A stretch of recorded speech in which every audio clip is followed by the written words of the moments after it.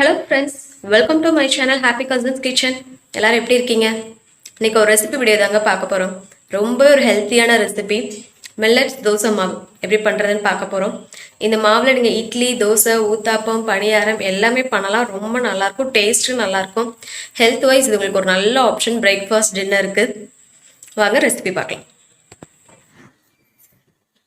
சிறுதானிய தோசைக்கு தேவையான எல்லா பொருட்களும் எடுத்து வச்சுருக்கிறேன். சாமை, திணை, கம்பு, குதிரைவாளி, சோளம், ராகி, வரகு 7 சிறுதானியங்கள் எடுத்துருக்கிறேன்.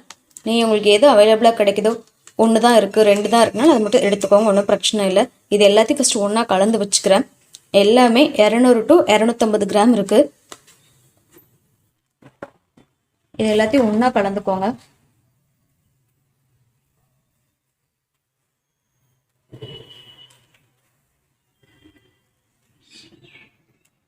இப்போ எல்லா சிறுதானியங்களையும் நான் ஒன்றா கலந்துட்டேன்.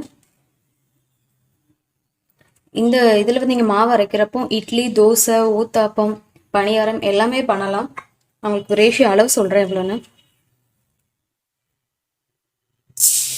நான் இதில் ஒரு 4 கப் எடுத்துக்கிறேன்.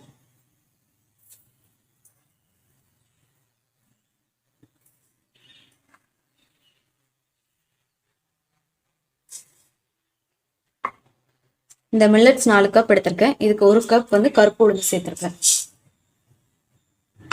இதை நல்லா 2-3 தடவை அலசி கழுவிட்டு குறைஞ்சது ஒரு 6 மணி நேரம் ஊற வைங்க. மில்லட்ஸ் எப்பொழுதுமே 6 மணி நேரம் ஊறினா தான் உங்களுக்கு டைஜஷன் ப்ராப்ளம் வராது. அதனால இது நல்லா ஒரு 2-3 தடவை கழுவிட்டு ஒரு 7-8 ஹவர்ஸ் நல்லா ஊற வச்சுருங்க. இங்கே இப்படி மொத்தமாக வாங்கி எல்லாம் மிக்ஸ் பண்ணி வச்சிட்டிங்கன்னா உங்களுக்கு ஒரு மாதத்துக்கு இந்த மிக்ஸ் வந்து கரெக்டாக வரும். ஒன்றும் ஆகாது, கெட்டும் போகாது. இப்போ நான் அதை கழுவி எடுத்து நல்லா ஊற வச்சுட்டேன். நீங்கள் இதில் கருப்பு உளுந்துக்கு பதிலாக உருட்டு உளுந்து கூட சேர்த்துக்கலாம், உங்கள் ஆப்ஷன் தான். நான் ஒரு ஹெல்த்தி ஆப்ஷனுக்காக இதில் கருப்பு உளுந்து சேர்த்துருக்குறேன். இதை இப்போ ஒரு 7-8 மணி நேரம் ஊற வச்சிடலாம். ஃபஸ்ட்டு நான் அரைச்சிட்டு உங்களுக்கு காட்டுறேன். ஊற வச்ச சிறுதானியத்தை நான் நல்லா அரைச்சி எடுத்துட்டேன். இந்த மாவு குறைஞ்சது ஒரு 8 மணி நேரமாக புளிக்க வைக்கணும். அப்போ தான் நமக்கு இட்லி எல்லாமே சாஃப்டாக நல்லா இருக்கும். நம்ம அரைச்ச மாவை இப்போ நல்லாவே பொங்கிடுச்சு. இப்போ இதில் நம்ம இட்லி ஊற்றிடலாம். உங்களுக்கே பார்த்தா தெரியும் மாவு நல்லா பொங்கி இருக்கு.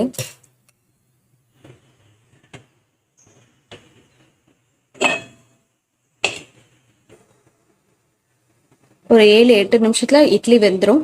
வெந்ததுக்கப்புறம் பார்க்கலாம். இட்லி ஃபுல்லாக ஊற்றி எடுத்தாச்சு. சிறுதானிய இட்லி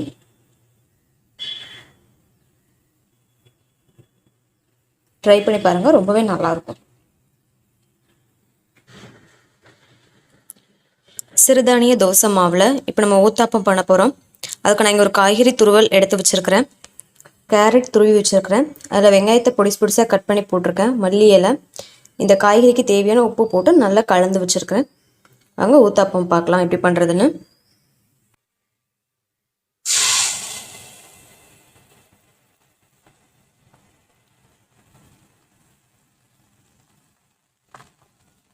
ஊத்தாப்பங்கிறதுனால நான் ரொம்ப தேய்க்கல, அப்படியே கொஞ்சம் மொத்தமாக ஊற்றுங்க, அப்போ தான் நல்லாயிருக்கும்.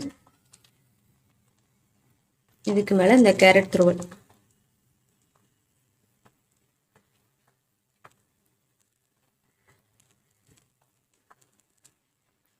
காய்கறி துருவல் நல்லா நிறைய சேர்த்துக்கோங்க, அப்போ தான் நல்லாயிருக்கும். சேர்த்துட்டு நல்லா அமுத்தி விட்டுருங்க.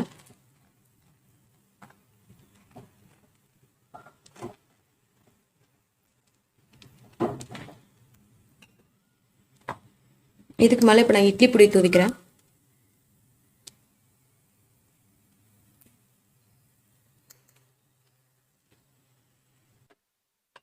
சேர்த்துட்டு லைட்டாக ஆயில் ஊற்றிக்கோங்க.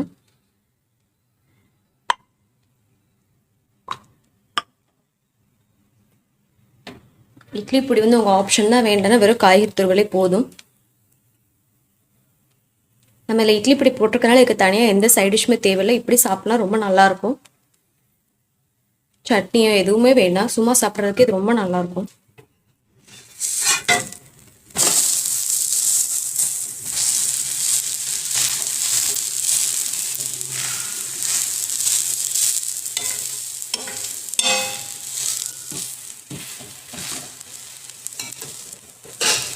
சிம்மில் வச்சு வேக வைங்க, அப்போ தான் நல்லாயிருக்கும். ஊத்தாப்பம் நல்லா வெந்துடுச்சு. இப்போ எடுத்துடலாம். ரொம்ப டேஸ்டியான ஒரு கலர்ஃபுல்லான ஊத்தாப்பங்க. இதை ட்ரை பண்ணி பாருங்கள். குழந்தைங்களும் கண்டிப்பாக விரும்பி சாப்பிடுவாங்க. இது மில்லட்ஸ் மாவுன்னு யாராலையும் கண்டுபிடிக்க முடியாது. அவ்வளோ டேஸ்ட்டாக இருக்கும். ட்ரை பண்ணி பாருங்கள். இது நான் நார்மல் தோசை மாதிரி விட்டுருக்கேன். உங்களுக்கு மொறுமொறுதில் தோசை விடுறதுக்கு ரொம்பவே நல்லாயிருக்கும். கிறிஸ்பியாக விடுறப்ப உங்களுக்கு டேஸ்ட்டுமே ரொம்ப நல்லாயிருக்கும் இந்த தோசை.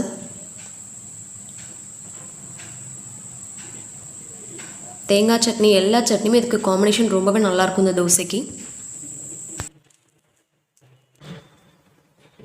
இப்போ நம்ம இந்த சிறுதானிய தோசை மாவில் பணியாரம் எப்படி பண்ணுறதுன்னு பார்க்கலாம்.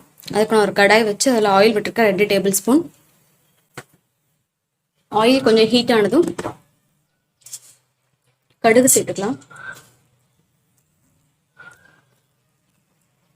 உளுத்தம் பருப்பு சின்ன டீஸ்பூன்,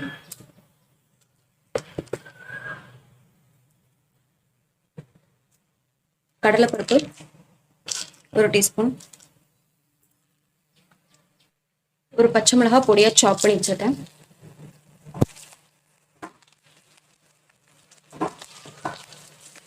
ஒரு இன்ச் இஞ்சி பொடியாக சாப் பண்ணி வச்சுருக்கேன்.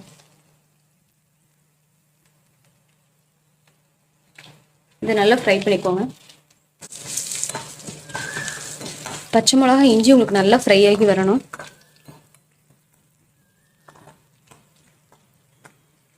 காரத்துக்கு வேணால் நீங்கள் இதோட வத்தல் கூட ஆட் பண்ணிக்கலாம். நான் இன்னைக்கு சேர்க்கலை. ஒரு பெரிய வெங்காயத்தை பொடியாக சாப் பண்ணி வச்சுட்டு அதை சேர்த்துக்கிறேன்.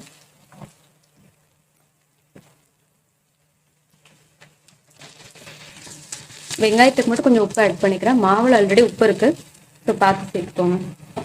கருவேப்பிலை பொடியாக சாப் பண்ணி வச்சுருக்கேன், அதையும் சேர்த்துக்கலாம்.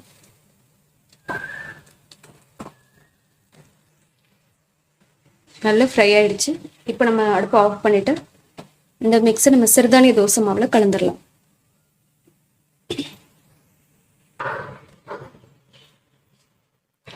இதை சேர்த்து நல்லா கலந்துக்கலாம். இந்த மிக்ஸில் நீங்கள் கேரட் வேணால் கேரட் சேர்த்துக்கலாம், மல்லித்தலை சேர்த்துக்கலாம், உங்கள் ஆப்ஷன் தான். எந்த காய்கறி வேணாலும் இதில் சேர்த்துக்கலாம், நல்லாயிருக்கும். எல்லாத்துலேயும் ஒரு 2-3 ட்ராப்ஸ் ஆயில் விட்டுக்கிறேன்.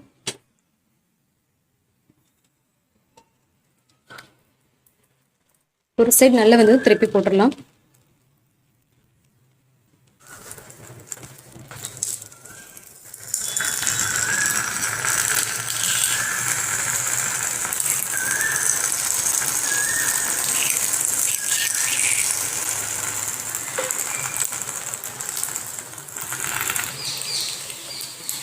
பணியாரம் 2 பக்கம் நல்லா வெந்துருச்சு. இப்போ எடுத்துடலாம்.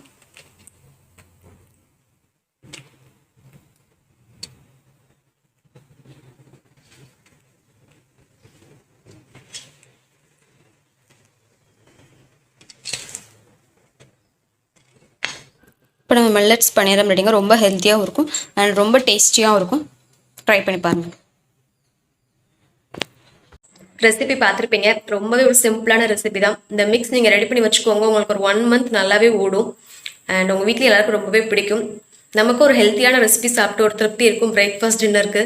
ஸோ இதை ட்ரை பண்ணி பாருங்கள். பார்த்துட்டு எப்படி இருக்குன்னு கமெண்ட் செக்ஷனில் சொல்லுங்கள். நம்ம இன்னொரு வீடியோவில் பார்க்கலாம். தேங்க்யூ.